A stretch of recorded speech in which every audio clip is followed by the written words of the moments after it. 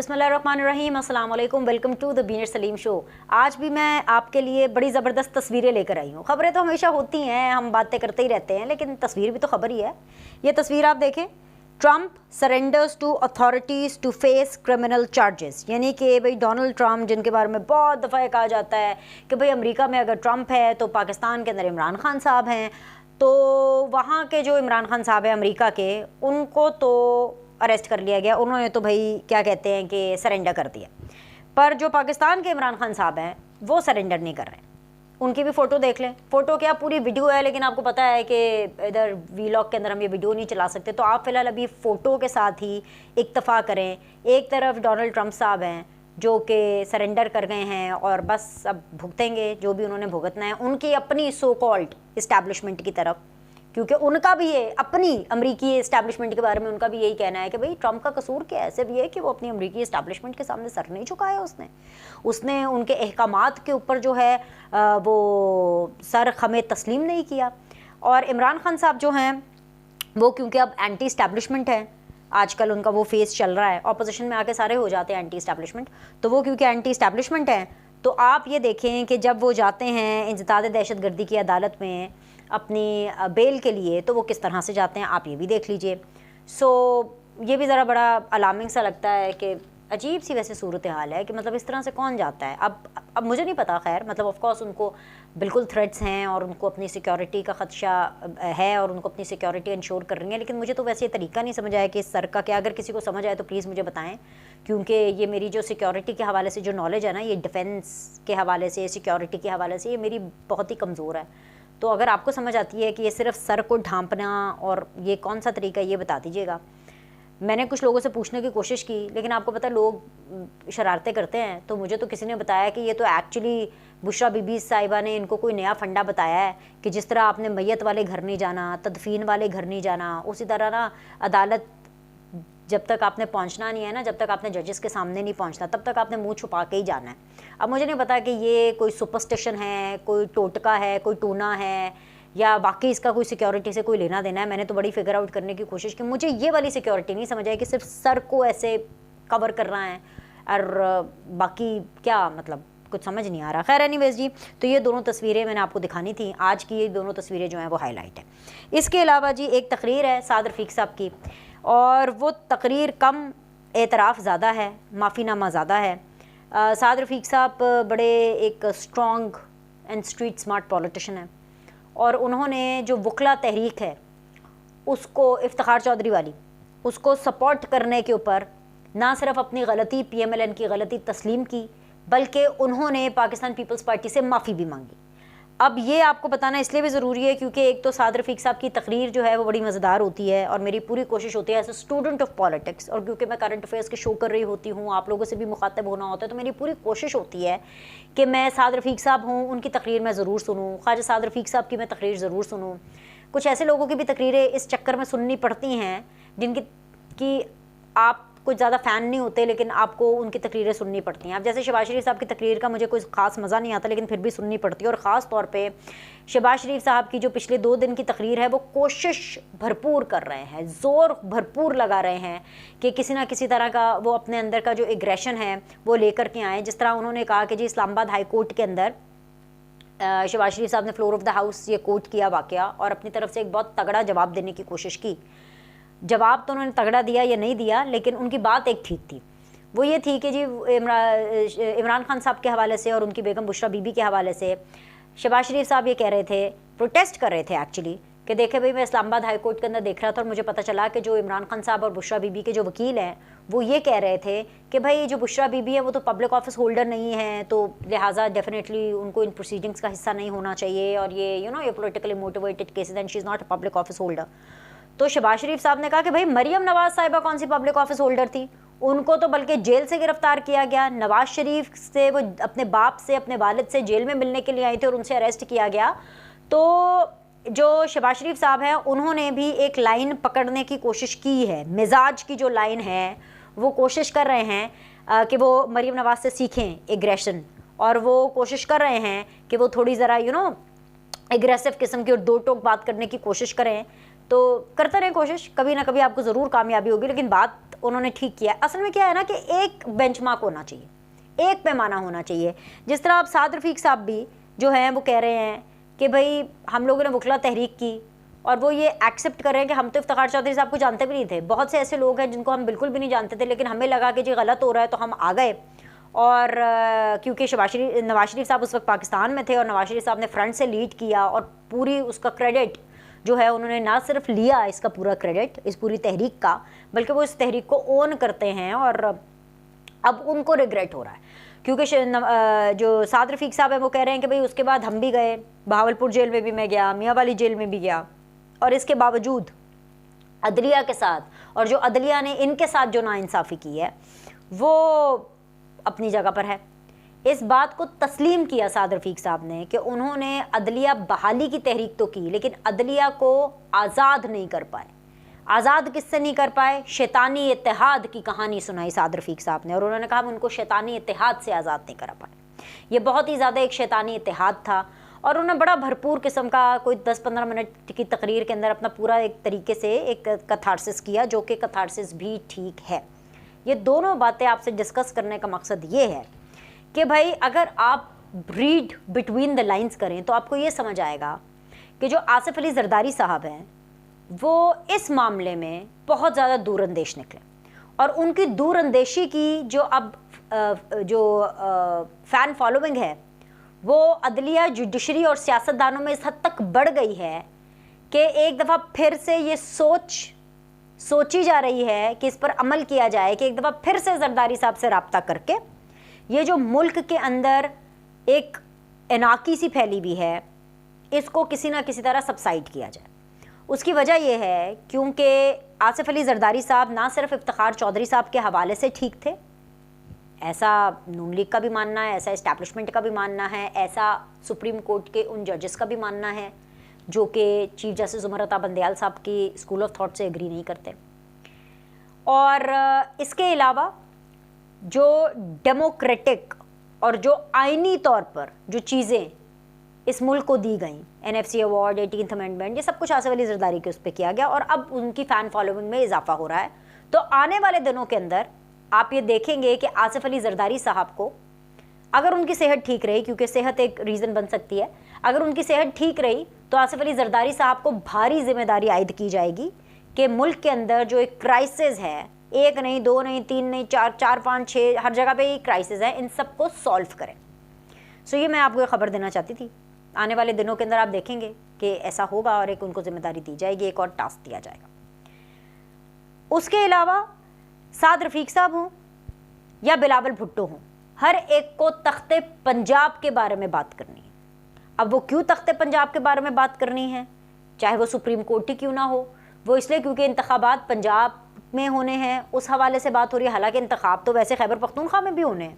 लेकिन सिर्फ और सिर्फ वाई पंजाब, ये भी अपने आप में एक बहुत बड़ी डिबेट है। और ये डिबेट इसलिए ज़्यादा सर उठा रही है क्योंकि जब बिलावल अपनी तकरीर में बोलेंगे कि तख्ते पंजाब की जंग है, जब साद रफ़ीक साहब अपनी तकरीर में बोलेंगे कि भाई तख्ते पंजाब की, और जब सुप्रीम कोर्ट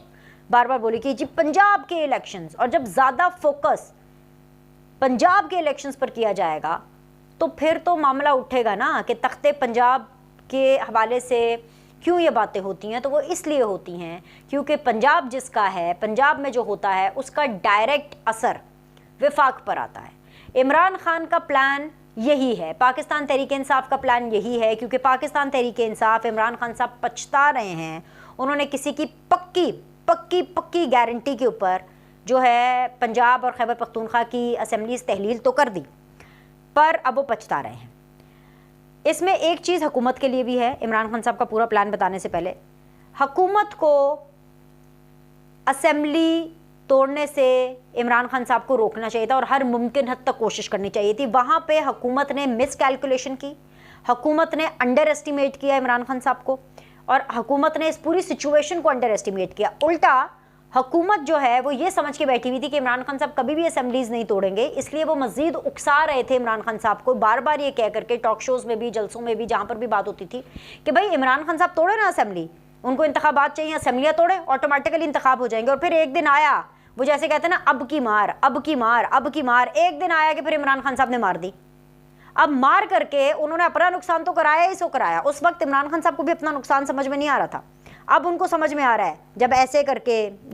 पेशियों पे जाना पड़ रहा है, अब आ रहा है समझ में। और उस टाइम पर हुकूमत को भी समझ नहीं आया कि कितना बड़ा क्राइसिस हो सकता है। तो ये तो एक हुकूमत के लिए एक टिप्पणी थी, बिल्कुल वैसे जैसे वोट ऑफ नो कॉन्फिडेंस के नतीजे पे ये जो कहते थे ना डट के खड़ा है कप्तान, कप्तान जो है उस टाइम पर इमरान खान कुछ भी करके वोट ऑफ नो कॉन्फिडेंस को नाकाम करते तो फिर मानते ना कि डट के खड़ा है कप्तान, और कप्तान की तो क्या ही बात है, सियासत तो फिर कप्तान ने खेली। उसी तरह हुकूमत को भी इन असेंबलीज को तहलील करने से बचाना था, क्योंकि ये एक फैक्ट है, जितनी देर इलेक्शन में होगी हुकूमत के माइनस पॉइंट्स उतनी ज़्यादा बढ़ते जाएंगे। सुप्रीम कोर्ट का क्राइसिस अपनी जगह पे बरकरार है। देखिए ये बातें जजेस, जर्नैल और फौजी और जो इस्टेब्लिशमेंट है जो भी, ये मिल करके हमेशा सियासत में इंटरफेयर करती है, ये कोई ढकी छुपी बात नहीं है। इसका एतराफ़ माजी में भी होता रहा है, अब और ज़्यादा खुलकर हो रहा है, अब तो हर कोई कर रहा है। वो खौफ के बुत तोड़े गए हैं और वो टूट गए, अब everybody can talk about it. तो ये कोई नई चीज़ नहीं है, तो ये सियासतदानों को बहुत पहले से पता था। साद रफीक साहब भी अपनी तकरीर में कह रहे हैं, बिलावल भी कह रहे हैं, साद रफीक साहब का 30-30, 40-40, 50-50 साल पुराना इन लोग का करियर है। नवाज शरीफ साहब देखिए कब से सियासत कर रहे हैं, पीपल्स पार्टी कब से सियासत कर रही है, बिलावल को भी सियासत में आए हुए 10-12 साल हो गए हैं। मतलब आप देखें कि एक्टिवली वो किस तरह से, कब वो बने थे को चेयरमैन, कब वो बने थे चेयरमैन पाकिस्तान पीपल्स पार्टी के, and Asif Ali Zardari was the co chairman of Pakistan peoples party. तो उनकी मतलब इन सियासतदानों की बहुत ज़्यादा सियासी ग्रूमिंग हुई भी है, लेकिन इसके बावजूद भी ये सिचुएशन को अंडर एस्टिमेट कर गए थे। अब मुद्दा ये है कि क्योंकि अब दोनों तरफ से सिचुएशन को अंडर एस्टिमेट किया गया, तो अब इस सिचुएशन से निकलना कैसे। तो इमरान खान साहब को हर हालत में पंजाब में इंतखाब चाहिए, इमरान खान साहब के हामियों को भी हर हालत में पंजाब में इंतखाब चाहिए, क्योंकि पंजाब ही तो वो तख्त है जिसके ज़रिए विफाक में जाया जाएगा। तो इमरान खान साहब को अपनी हुकूमत वापस चाहिए, और उनको पता है कि पंजाब के अंदर इस टाइम पर जिस तरह से चीज़ें चल रही हैं वो अपनी सीटें निकाल लेंगे, क्योंकि हुकूमत ने महंगाई के हवाले से अपने आप के ऊपर बहुत ज़्यादा बड़ा डेंट डाला है। हुकूमत ने प्रो इस्टेब्लिशमेंट होकर के अपने उस एंटी इस्टेब्लिशमेंट नैरेटिव के ऊपर बहुत ज़्यादा डेंट डाला है। तो इमरान खान साहब को ये आइडियल सिचुएशन लगती है इंतखाब होने की। And plus of course supreme court उनके हक की सारी लड़ाई लड़ रहा है, उनके हिस्से की सारी लड़ाई लड़ रहा है। तो ऐसे में इमरान खान साहब को ये आइडियल टाइम लगता है कि बिल्कुल ये इंतखाबात होने चाहिए विद इन 1-1.5 महीने के अंदर अंदर होने चाहिए, ताकि इमरान खान साहब दोबारा हुकूमत बना ले पंजाब के अंदर, और फिर पंजाब में हुकूमत बना करके जब विफाक में इलेक्शन हो तो उसके अंदर वो उसको साबुटाज करें और उसको इन्फ्लुएंस करें, और उस टाइम पे रौला फिर से मचेगा। अब हुकूमत की बात है, हुकूमत इस चीज़ को एक कह रही है कि पंजाब में इंतखाब ना हो। एक तो वजह यह है कि पैसे ऑफ कोर्स दोबारा लगेंगे, दूसरी बात यह है कि हुकूमत जो है वो बहुत ज़्यादा इन्वॉल्व्ड है इस वक्त विफाक के अंदर। बहुत सी चीज़ें आपके सामने ये पूरे तो कट्टे खुले हुए हैं, कानून साजियाँ बहुत सी मामलों पे करनी है, क्योंकि अभी तक नवाज शरीफ के लिए कुछ नहीं हुआ,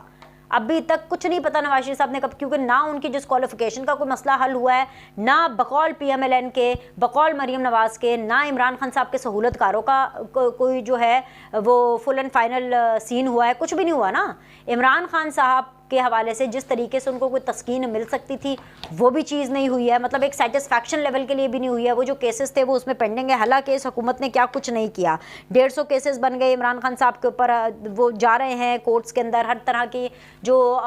ट्रायल्स हैं उसको फेस भी कर रहे हैं, जैसे तैसे भी कर रहे हैं, रोते धोते करे, जेलों में जाते वापस आके रोते, सब कुछ करे। हुकूमत ने कोशिश की है। एक और चीज़ जो हुकूमत करने जा रही है, ये सोशल मीडिया के ऊपर बहुत ज़्यादा वायरल है ये सारी चीज़, तो मैं आपको बता देती हूँ। अहम खबर जो आ रही है वो ये आ रही है कि इद्दत के दौरान निकाह का जो इल्ज़ाम लगा हुआ है इमरान खान साहब पर और बुशरा बीबी पर, उसके ख़िलाफ़ एक कानूनी कार्रवाई जो है वो इस्लामाबाद की एक मुकामी अदालत में प्राइवेट कंप्लेंट फ़ाइल हो चुकी है, और उस हवाले से कानूनी कार्रवाई का कहा गया है। अब इस्लामाबाद के एक शहरी हैं, मोहम्मद हनीफ उनका नाम है, उन्होंने ये कंप्लेंट फ़ाइल की है कि सबसे अहम खबर यह है कि इमरान खान के जो निकाह खां हैं और वो हैं जी मुफ्ती सईद साहब, और जो मुफ्ती सईद साहब हैं वो उसमें वाहिद और मरकज़ी गवाह हैं। अब ये जो बातें हैं ये सोशल मीडिया के ऊपर गर्दिश कर रही हैं, और मसला ये है कि बात यहाँ तक पहुँच गई, बात यहाँ तक पहुँच गई है, लड़ाई यहाँ तक पहुँच गई है कि अगलों के निकाह के ऊपर सवाल उठेंगे। अच्छा, अब ये क्या है, ये निकाह के ऊपर क्यों सवाल उठ रहा है? ये इसलिए निकाह के ऊपर सवाल उठ रहा है क्योंकि अगर इस तरह का है तो फिर ऑफ कोर्स इमरान खान साहब के सादिक और अमीन होने के ऊपर क्वेश्चन उठेगा, सादिक और अमीन होने के ऊपर क्वेश्चन उठेगा तो उनकी क्वालिफिकेशन और डिसक्वालिफिकेशन के ऊपर सवाल उठेगा। तो और जहाँ पर इतनी चीज़ें चल रही हैं वहाँ पर ये चीज़ भी अब एक निकलना शुरू हो गया। तो इमरान खान साहब के लिए तो मुश्किल वक्त है। अब वही यही मसला है कि इमरान खान साहब इस मुश्किल वक्त को किस तरह से गुजारते हैं। इवेंचुअली ट्रंप ने भी सरेंडर कर दिया था। क्या इमरान खान साहब जो है वो पुलिस के आगे, अदालतों के आगे और इसके अलावा अपनी गिरफ्तारी के आगे सरेंडर करेंगे कि नहीं करेंगे व्हेन एवर द गिरफ्तारी हैपन्स? क्योंकि देखिए अब जैसे तैसे करके वो अदालतों में जा तो रहे हैं, क्योंकि इमरान खान साहब को थोड़ा सा कॉन्फिडेंस बूस्ट हुआ है इस मामले में कि भाई उनकी जान भी बच गई और उनको जमानतें भी मिल गई और अदालतों ने उनकी बात सुनी। अब सुप्रीम कोर्ट के मामले को लेकर के इमरान खान साहब का और कॉन्फिडेंस बूस्ट हुआ है। देखिए सही गलत की बात हम करते रहते हैं, वो कीपिंग दैट थिंग असाइड, अगर आप एक मिनट के लिए सोचें तो इमरान खान साहब का कॉन्फिडेंस बूस्ट हुआ है। इमरान खान साहब अपने आप को ये समझ भी रहे हैं और कुछ ऐसे हालात वाक़यात हो गए हैं जिन्होंने इमरान खान साहब को ये समझने पर मजबूर कर दिया है कि वो दिन दूर नहीं है कि अनकरीब जो फ़ौज है पाकिस्तान की, जो पाकिस्तान की इस्टेब्लिशमेंट है, वो बहुत जल्द इमरान खान साहब के गिट्टे गुड्डे पकड़ने वाले हैं कि खान साहब खुदा दा वास्ता दे बन जाओ साड़ी, तुहाडे नाल पूरी पाकिस्तान दी आवाम हैगी है ते अस्सी भी तुहाडे नाल आ रहे हैं, ठीक है। और जो ये फ़ौज है ये बहुत आसानी से PMLN को और इस मुत्तहिदा हुकूमत को डिच करा देगी। और बस फिर क्या होगा, फिर इमरान खान साहब जो हैं उन्होंने बस एक बयान देना है, एक बयान उन्होंने प्रो इस्टेब्लिशमेंट देना है। और आपको उनकी ब्रिगेड का तो पता है, उन्होंने कह देना जी बस एक दफ़ा इमरान खान साहब ने कह दिया, उसके बाद तो हम अपनी अम्मियों की भी नहीं सुनते, हम अपने अबुओं की भी नहीं सुनते, बस हम सिर्फ खान साहब की सुनते हैं। खान साहब ने कह दिया, इस्टेब्लिशमेंट अब आ गई है मेरे पास, मेरे गिट्टे गोटों को हाथ लगा रही है मेरी फ़ैन फॉलोइंग को देखकर और मेरे कॉन्फिडेंस लेवल को देख करके, तो बस जी अब हम खान की बात को आगे लेकर के जाएंगे और फिर वही होगा, वही इमरान खान साहब प्रो इस्टेब्लिशमेंट हो जाएंगे और फिर वही नून लीग जो है वो एंटी इस्टेब्लिशमेंट हो जाएगी। सो ये पूरी कहानी बताने का मतलब ये है कि एक सर्कल है, रिपीट पर, लूप पर ये पाकिस्तान के हालातों वाक़यात चलते जा रहे हैं, ठीक है। इस्टेब्लिशमेंट वहीं की वहीं रहती है, सामने से बोलना शुरू कर देती है कि जी हम तो न्यूट्रल हैं, हम तो कोई इंटरफेयर नहीं करते। उसके बाद जी पहले तो मिलिट्री इस्टेब्लिशमेंट की बात होती थी, अब तो जुडिशल इस्टेब्लिशमेंट भी सामने आ गई है। तो हर जगह पे एक इस्टेब्लिशमेंट है, हर जगह के अंदर इस्टेब्लिशमेंट है, सिर्फ जो है वो शक्लें बदलती हैं, सिर्फ मोहरे बदलते हैं, हालात तो वाक़यात लूप पर वही लगते हैं। मज़ा तो तब आएगा और असल हुक्मरानी तो तभी होगी जब ये लूप पर जो मामलात लगे हुए हैं ना ये ख़त्म हो, प्रॉपर सही ढंग से कानून साजी हो। ये सुप्रीम कोर्ट वाला भी मसला, अगर 20 तारीख से पहले सुप्रीम कोर्ट के हवाले से अगर प्रॉपर कानून साजी हो जाती है, डट कर हो जाती है और आगे कानून साजियों की तरफ जाते हैं, भाई देखे ना ये सवाले से भी तो कानून साजी होनी चाहिए ना, कि जिसका दिल करे वो जब उसका दिल करे वो पंजाब, खैबर पख्तूनख्वा किसी भी सूबे की असेंबली तोड़ दे। अब जैसे कि चले जी अव्वल तो इलेक्शन नहीं होने 14 मई को भी, लेकिन अगर चले हो भी जाते हैं एक लम्हे के लिए, चलो जब भी होते हैं, ठीक है, इमरान खान साहब ना जीते और अगर इमरान खान साहब का दिल किया, उनकी हुकूमत है, उनका दिल किया वो फिर से असेंबली तोड़ दे, तो पाकिस्तान के अंदर यही सर्कस चलता रहेगा, यही मजाक चलता रहेगा। तो इसका सद्देबाब करना है, डे टू डे बेसिस के ऊपर तो मामलात को डील करना है, लेकिन इसके अलावा जो असल काम है पार्लियामान का कानून साजी करना और जो असल काम है इन हुक्मरानों का, जिस लिए ये वोट ऑफ नो कॉन्फिडेंस के नतीजे के अंदर हुकूमत बना करके आए थे कि भाई हम कानून साजी करेंगे, तो फिर करो ना कानून साजी, डट कर करो कानून साजी, बस फिर आगे कानून को अपना रास्ता बनाने दो। बाकी हर एक को अपना हाउस इन ऑर्डर खुद करना है, क्योंकि अगर कोई दूसरा करेगा तो वो बेसिकली इंटरफेरेंस होगी। सुप्रीम कोर्ट अगर पार्लियामेंट में करेगा इंटरफेरेंस है, मैं तो सपोर्ट नहीं करूंगी। पार्लियामेंट अगर सुप्रीम कोर्ट में करेगा तो वो भी इंटरफेरेंस है। फौज अगर करेगी सियासत के अंदर इंटरफेरेंस, मैं तो नहीं उसको मानूंगी, ना मैं मानती हूँ, मेरा तो एक असूली मौक़िफ़ है, सीधी सी बात है। तो भाई इंटरफेरेंस को रोकना है, चीज़ें क्लियर करें, आईनी तौर पर भी चीज़ें क्लियर करें, कानूनी तौर पर भी चीज़ें क्लियर करें, और ये सिर्फ पार्लियामान ही कर सकता है। लाइक करें, सब्सक्राइब करें, आपसे अगले द बीनर सलीम शो में मिलते हैं।